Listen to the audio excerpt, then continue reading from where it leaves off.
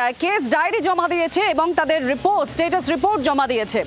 বেশ কিছু উল্লেখযোগ্য পয়েন্ট আছে, যার মধ্যে বিশেষভাবে উল্লেখযোগ্য যে তারা ধর্ষণে একজনেরই নমুনা পেয়েছেন এবং সেটাই যে পরীক্ষাগারে পাঠানো হয়েছিল সেই পরীক্ষাগার থেকে সেই বিষয়টাই কনফার্ম হয়েছে। তাদের তদন্তে এই বিষয়টি উঠে এসেছে।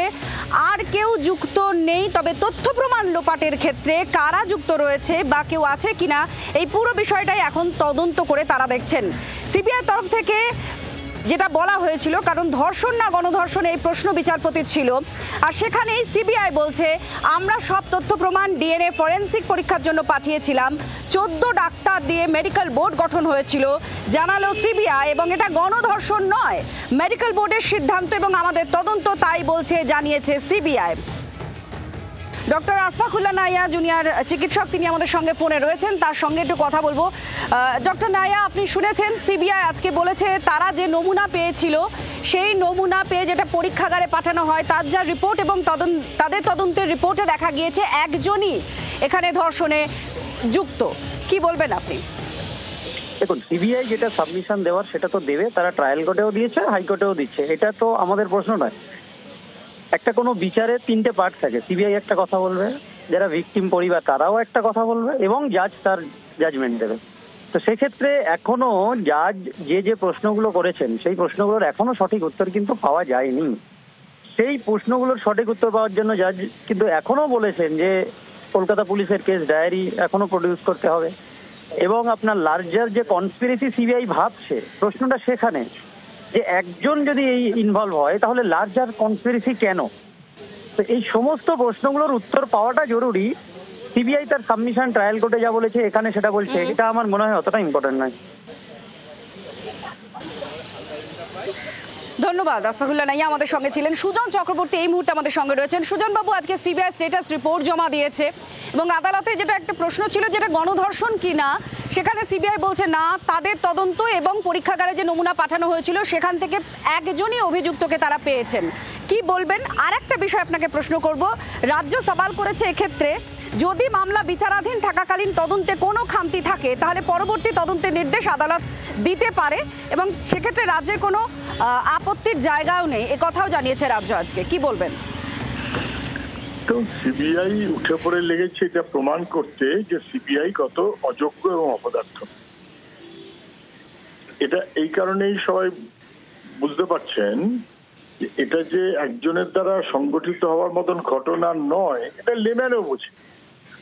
সিবিআই এর যেটা বলবার সুযোগ ছিল যে একজনের চেয়ে বেশি, এটা আমরা বুঝতে পারছি, কিন্তু এটা আমরা প্রমাণ করতে পারছি না, কারণ প্রমাণ লোপাট হয়েছে। প্রমাণ লোপাটটা হয়েছে সেই কারণে পাচ্ছি না, না বলে যদি বলে যে না একের বেশি না, তাহলে কার্যত রাজ্য সরকার যা চাইছিল সেটাকেই মেনে নেওয়া হয়, এবং তখন যে কনস্পিরেসি এটাকে ঘিরে রয়েছে তাকেই সাপোর্ট দেওয়া হয়, এবং সেই সাপোর্টটা in the interest of the state Delhi দিচ্ছে, এটাই প্রতিভাত হবে। ফলে সিবিআই এর এমন ভাবে বলা উচিত। অনেক ক্ষেত্রে আমরা দেখছি এতদিন পর এখন মনে হয়েছে যে পার্থ চ্যাটার্জি নিজে ওএমআর শিটের এদিক ওদিক করে দেওয়ার জন্য নির্দেশ দিয়েছিল। এখন অনেকদিন পর মনে হয়েছে বাকি আর যারা ইনভলভ তাদের ডাকতে হবে। তাহলে সিবিআই যারা যোগ্য এফেক্টিভ অর্গানাইজেশন ছিল সেটা যে আর নেই মোদিজির নেতৃত্বে, এইটা প্রমাণ করার জন্য কি তাদের আগ্রহ আমি জানি না, তবে এটা প্রমাণ করলে মমতা ব্যানার্জির কারণে বাড়তে সুবিধা হতে পারে। ধন্যবাদ সুজন বাবু। এবার আপনাদের শোনাবো শ্রমিক ভট্টাচার্য, বিজেপি রাজ্য মুখপাত্র, তিনি কি বলছেন শুনুন। হাইকোর্টের নির্দেশে এবং নজরদারিতেই তদন্ত চলেছে। আমরা দলের পক্ষ থেকে বলেছি একা সঞ্জয়ের পক্ষে এই এত বড় ঘটনা ঘটানো সম্ভব ছিল না। এটা একটা প্রাতিষ্ঠানিক খুন। সরকার প্রশাসন দায়িত্ব নিয়ে প্রমাণ লোপাট করেছে, প্লেস অফ অকারেন্সকে ধ্বংস করেছে, সূর্যাস্তের পরে অটোপসি করেছে, এটাকে আত্মহত্যা বলে চালানোর চেষ্টা করা হয়েছে, তার মা বাবাকে অকুস্থলে ঢুকতে দেওয়া যায়নি, সমস্ত বায়োলজিক্যাল এভিডেন্স লোপাট করেছে। এইটা আমাদের বক্তব্য এবং এটা জনমনে প্রতিষ্ঠিত। আর এখানেই আজকে আপনাদের যে সওয়াল জবাব হয়েছে তার কিছুটা অংশ আপনাদের আমরা বলছি। কারণ খুব গুরুত্বপূর্ণভাবে আজকে যেমন সিবিআই বলেছে তারা ধর্ষণে আর কাউকে অভিযুক্ত হিসেবে পায়নি, যেমন তাদের তদন্তে সামনে এসেছে, ঠিক তেমনই যে মেডিকেল নমুনা সংগ্রহ করে যেটা পাঠানো হয়েছিল টেস্টের জন্য, যেখানে 14 জনের বিশেষজ্ঞদের নিয়ে একটা দল ছিল, তারাও একজনের কথায় উল্লেখ করেছেন। আর যার নমুনা পাঠানো হয়েছিল সেই অভিযুক্ত অর্থাৎ সঞ্জয় রায়, এমনটাই সিবিআইয়ের তরফ থেকে বলা হচ্ছে। আর এখানে বেশ কিছু সওয়াল জবাব আছে, আপনাদের শোনাবো। যেমন বিচারপতি বলছেন যে এখন আপনারা কি করছেন, ঘটনার পরে তথ্য প্রমাণ লোপাট, নষ্ট করা সহ অন্যান্য অপরাধের ক্ষেত্রে কারা কারা যুক্ত ছিল সেটা আমরা দেখছি, এটা সিবিআই জানিয়েছে। বিচারপতি বলছেন তাহলে আপনাদের মতে অভিযুক্ত কি একজনই? সেখানে সিবিআই বলছে হ্যাঁ, এখনো পর্যন্ত তদন্তে আমরা তাই পেয়েছি।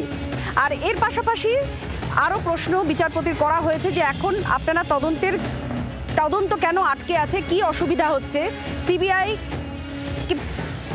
এই প্রশ্ন করেছেন বিচারপতিও। বাংলার আওয়াজ, বাঙালির আবেগ, জি 24 ঘন্টা।